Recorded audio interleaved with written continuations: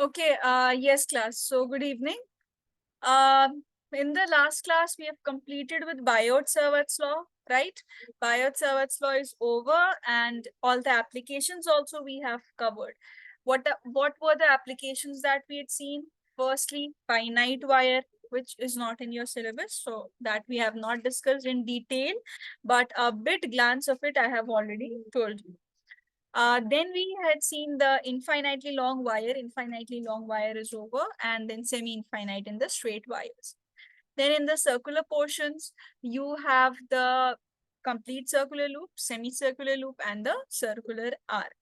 Then one last case we had, which was a unique case where the magnetic field was calculated on the axis of a circular loop. So everything, all these we have discussed. These portions were only coming in your test. How many of you have given the test today? Or you are about to give, or you are left? Because I have no updates about it. Ma'am, I was not notified about the test, ma'am. You will give. No, I was not notified about the test. They didn't You were send the not message. informed about the test. No, ma'am. Okay. Then this I'll ask. Then how many of you were not informed? Anyone else? Ma'am, I wasn't informed about this week's test. Okay, Siddhika. Then let me just confirm this if you were not about Siddhika and Yahya. Okay, same was for Sufyan, you too. You also had the same test because the syllabus was the same. Anyways, let's start with Ampere's circuital law. So Ampere's circuital law is a very short, concise law, easy, not difficult. And it is similar to your Gauss law, but in magnetics. Gauss law was completely based and stored for your electrostatics. This is for your magnetics. Basically, this says that B dot dl. B dot dl means line integral of magnetic field. Line integral of magnetic field is mu naught times the current enclosed. This is what is the entire formula, entire statement of Ampere's circuital law. Like, what was your Gauss theorem? E dot ds is equal to Q enclosed by epsilon naught. So it is similar. From that you can relate. So integral of B dot dl is equal to mu naught I enclosed. And what is B dot dl called? It is called the line integral of magnetic field. Let's come to the actual statement of Ampere's law. So according to Ampere's law, the line integral of magnetic field along a closed loop is mu naught times the total current I enclosed by the loop. So if I say I enclosed, it means if this is the diagram given, I will in my I enclosed, I'll only consider the currents which are moving. Who has joined? Zaina. Okay, Taha. Fine. So in I enclosed, I will only consider the currents which are present within my closed circuit. These are in the same direction. These two are in the same direction. So I1 plus I2.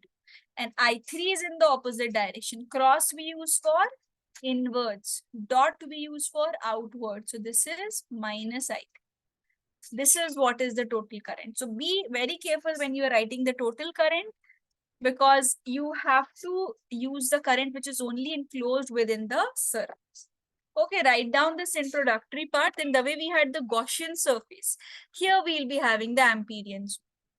Write it, write down the introduction, write down the topic as Ampere's circuital law.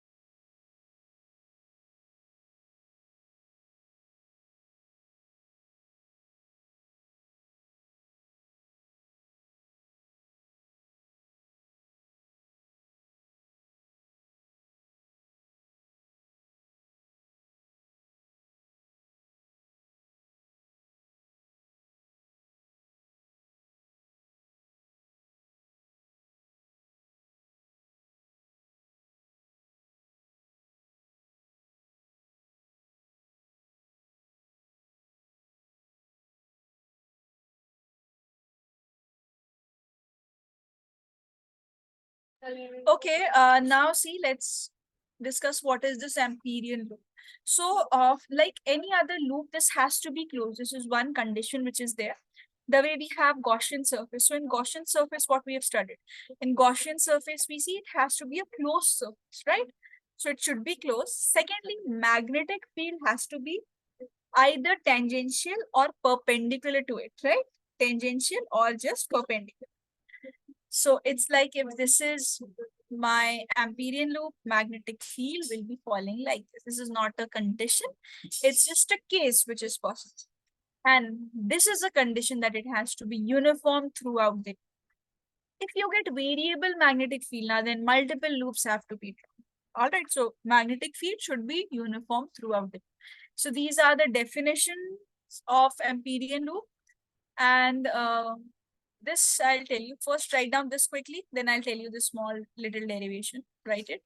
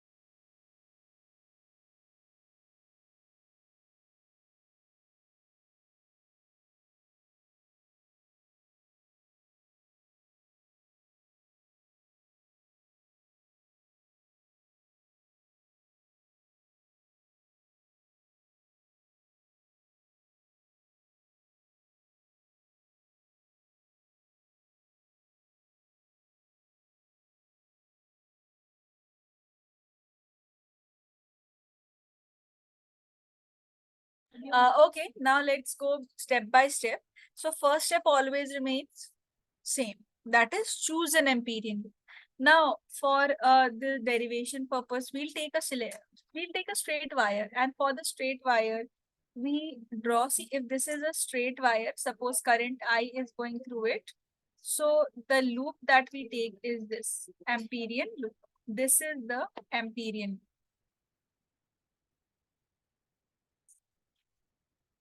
All right, so this is a circular Amperian loop we have taken. B dot dl is mu naught I enclosed. So this is when you open the dot product B dl cos theta. This is equal to mu naught I enclosed. All right. Now here the total current which is enclosed within this is I only, right? So I enclosed is I. right? So we can replace this B. And one more thing, class. See, we are integrating here, right? If we are integrating here, integral of dl is what? 2 pi r, which we have already studied in all the derivations of the circular loop. This was the step we were doing, right? Integral of dl is equal to 2 pi r. So b into 2 pi r is equal to mu naught I. So b is equal to mu naught I by 2 pi r. This comes a lot. We'll do a question also based on this. Then you will understand the significance of this question we'll do. This is a very important question. Write down this too.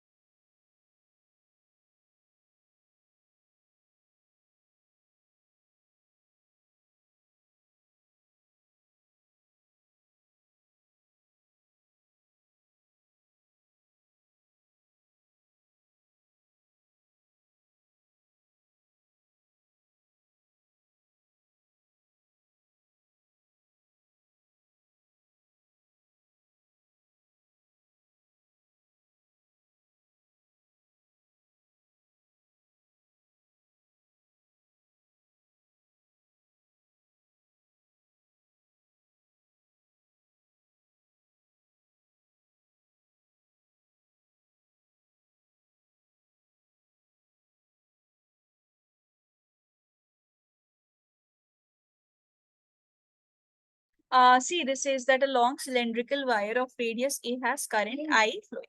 Now you have to calculate the magnetic field inside the region in the wire. Now this is tricky. Why? Because current I is there throughout the wire, and we are choosing a portion inside the wire, means a segment we are choosing. All right. So you have to consider Amperian loop of radius R. The radius of the cylinder is A. Now see, how do you calculate I enclosed? The only issue that we face in this question is that I enclosed, because total current is this and we require I enclosed in this region. This is our I enclosed, right? Total current we cannot take because the Amperian loop is inside, because we are calculating the magnetic field inside. So we'll go by the unitary method, simple unitary method which you studied in your lower classes. If the current through pi a square means this region. A is the entire radius, means the entire cylinder, entire wire. If current through this entire pi a square is I, what is the current through unit 1? You can see unit area. Current through unit area will be I divided by pi a square. Now, if you know anything for a unit, you can calculate it for multiple things. For this small pi r square area, what we'll do for this pi r square area, we'll divide it, right? So I by pi a square into pi r square. All right. So what is this equal to? Pi cancel. So now you can see I enclosed. This is equal to I r square by a square. This is the formula. All right, this is the entire formula. So integral of b dot dl is mu naught I enclosed. Here in our I enclosed, we'll put this. This is b 2 pi r.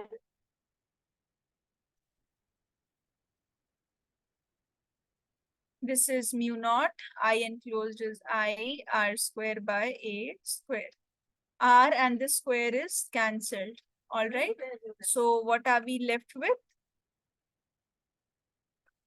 This is equal to B is equal to mu naught I R by 2 pi. This is the formula and it's very important. And do not just solve it as a question. Remember this as a formula. This will be used as a formula. All right. Write it down. Ma'am, shouldn't it be a square, 2 pi a square? Yes.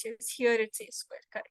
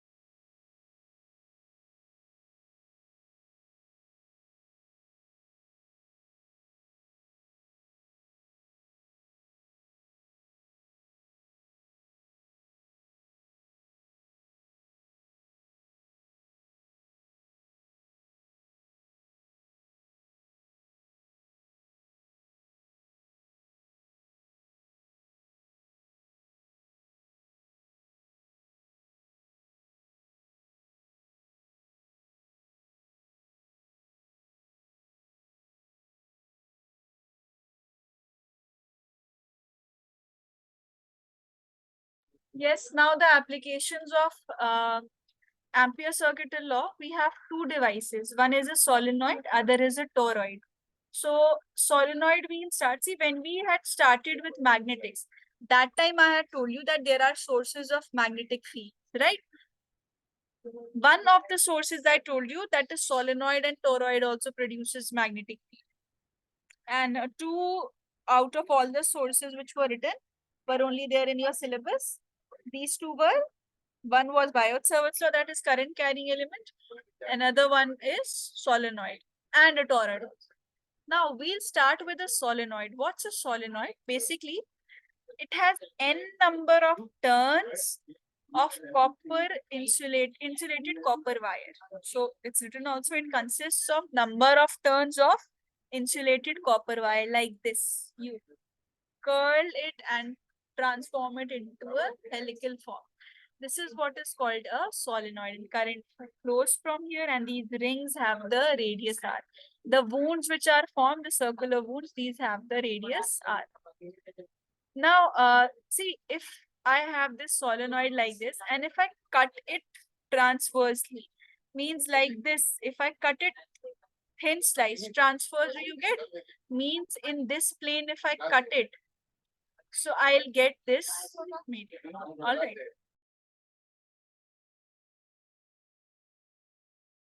So when we are talking about the solenoid, if you cut it like this transversely, so you get this, right?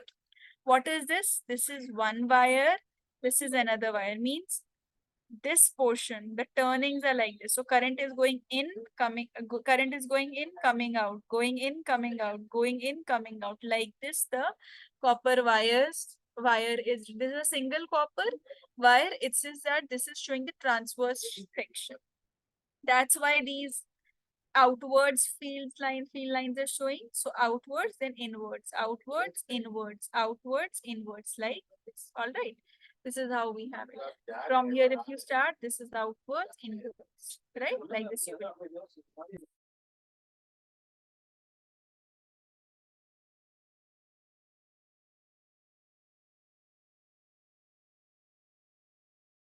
So these are the points where the current is coming outwards and current is going inwards. So outwards to inwards, like this. Now, for the derivation, what we'll do, we'll choose an Amperian loop only. Amperian loop, we will take a square and this square will be covering some innermost portion of the wire and some outermost portion, because we have to check whether the magnetic field outside is present or not. Now, we know that current is flowing through the wire only. So outermost portion from the solenoid, it will have no magnetic field because all the field lines are present on this periphery. That's why we say the outside is, all right. We say this the outside, this is the. So this A, B, C, D, this is our Amperian loop for this part. Okay. Now class, we'll be solving everything like A to B, then B to C, then C to D, and then D to A. So four parts we have: A to B, B to C, C to D, and D to A. That's how the entire loop will be closed. So B dot dl is equal to mu naught I, we know. Leave mu naught I for once. Just focus on integral of B dot dl. ABCD is the Amperian loop. Now integral of V dot dl when you are writing, first A to B.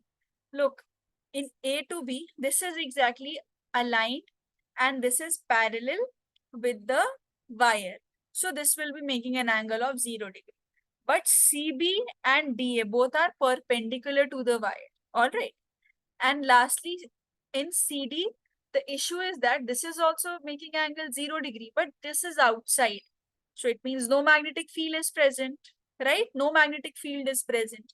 So from A to B, theta is 0 degree. B to C, 90 degree. C to D, 0 degree. And D to A, 90 degree, right? How?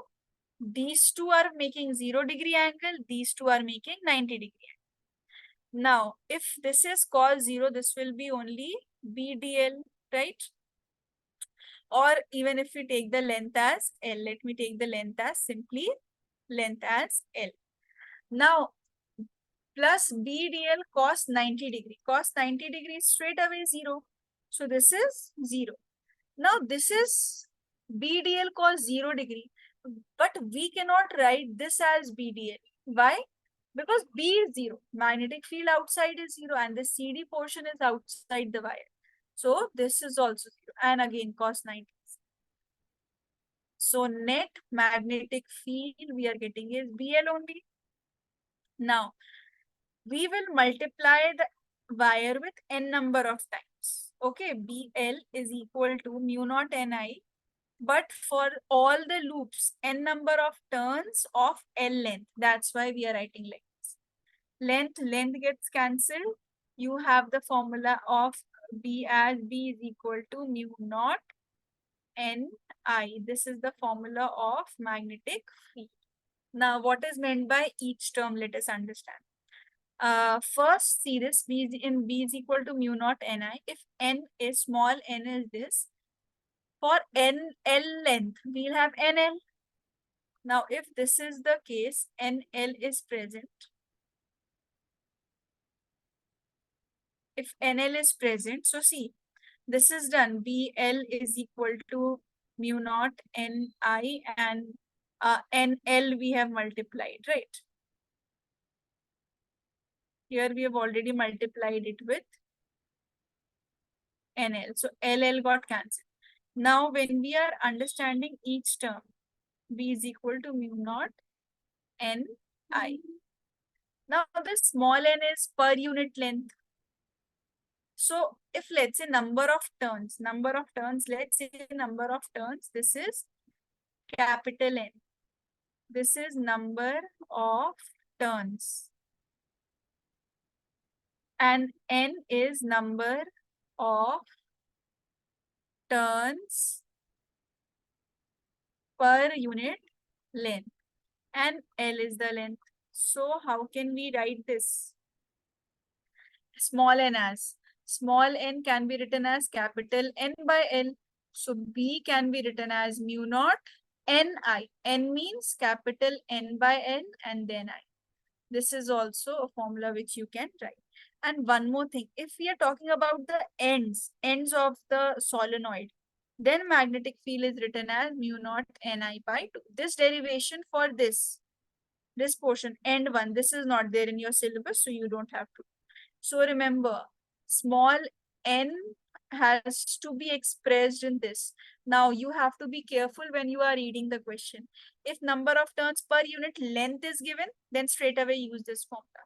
If only number of turns are given, then use this second formula. Find number of turns per unit length. Write down everything about solenoid. Ask me if you have any query. Write down the heading as applications of Ampere circuit law.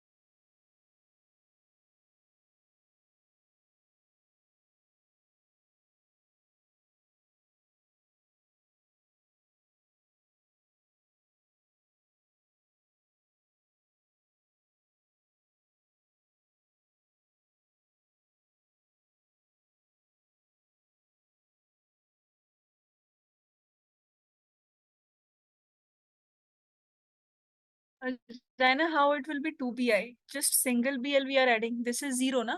B is here 0. So when you add all the 0, this is just BL. How double? Only this part we are taking. This one which had to be BL is now 0 due to no magnetic field outside.